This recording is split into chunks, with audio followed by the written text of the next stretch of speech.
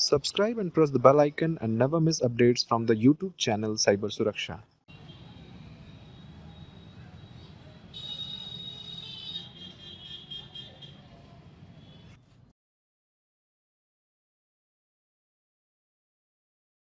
तो चलिए अब हम जानते हैं कि किस तरह से कार्ड जो सेम दिखने वाला कार्ड होता है वो कार्ड को किस तरह से लोग एक्सचेंज कर देते हैं। हम इसका आपको लाइव डेमोन्स्ट्रेशन दिखाते हैं कि आप किसी भी अनजान व्यक्ति से अगर आप मदद लेते हैं, किसी भी एटीएम में आप जाकर मदद लेते हैं, तो आप किस तरह से ठगी के शिकार होते हैं। इसको आपको जानना बहुत जरूरी है।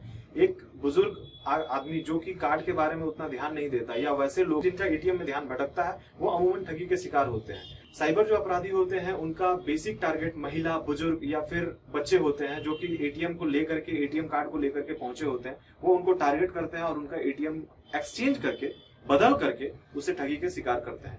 वो किस तरह से होता है आपको लाइव डेमोन्स्ट्रेशन दिखाते हैं। देखिए इसमें मेरा कार्ड काम नहीं किया तो मैं अब इसकी जो है इसके लिए मैं परेशान हूँ। मैं यहाँ पे चेक कर रहा हूँ, ये कोई आम आदमी है वो इस तरह से चेक करता है। तो कैसे लोग मदद करने के बहाने उनसे ठग लेते हैं या उनका कार्ड एक्सचेंज, उनका कार्ड बदल लेते हैं, उसको देखते हैं।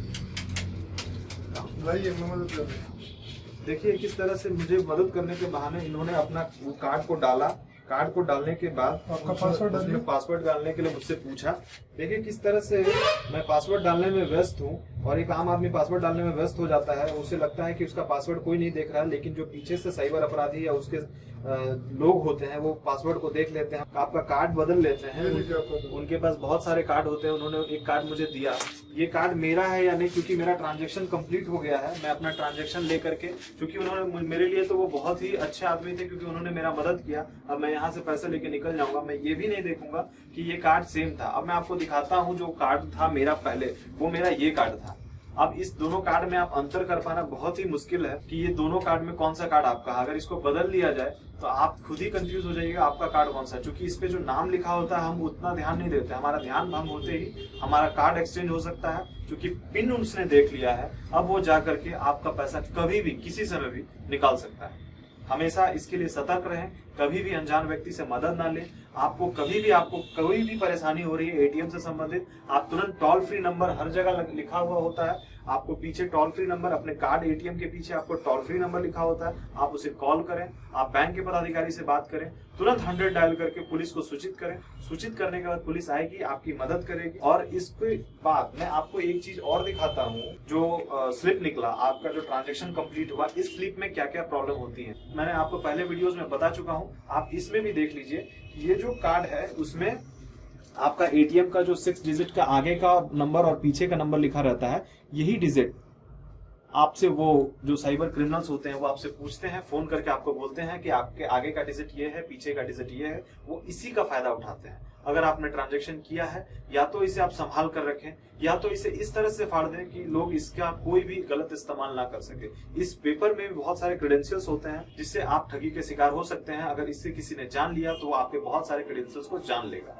तो आपको बिल्कुल इसमें सतर्क होकर काम करना है कि किसी भी तरीके से आप इस तरह के या बैंक से संबंधित कोई भी दस्तावेज है, ये भी एक तरह का दस्तावेज है, आप इससे बैंक को क्लेम कर सकते हैं। अगर आपका पैसा कट गया और आपको पैसे नहीं मिले, आप हमेशा ये जो दस्तावेज है, एक तरह का दस्तावेज है जिससे आप बैंक को भी बता सकते हैं। ये आपका एक एविडेंस की तरह काम करता है। अगर आप कभी भी ठगी के शिकार हुए हैं, आपका ये पर्चा आप कोई और निकाल रहा है, तो हमें ये पता चल जाता है कि इस एटीएम से, इस कैमरे के माध्यम से, जो कैमरा लगा हुआ है उसमें आप देख सकते हैं कि वो आपको लगातार रिकॉर्ड करता है। आप बैंक को क्लेम कर सकते हैं कि आपने वो ट्रांजैक्शन नहीं किया, आपका ट्रांजैक्शन किसी और ने गलती से, धोखाधड़ी से कर लिया।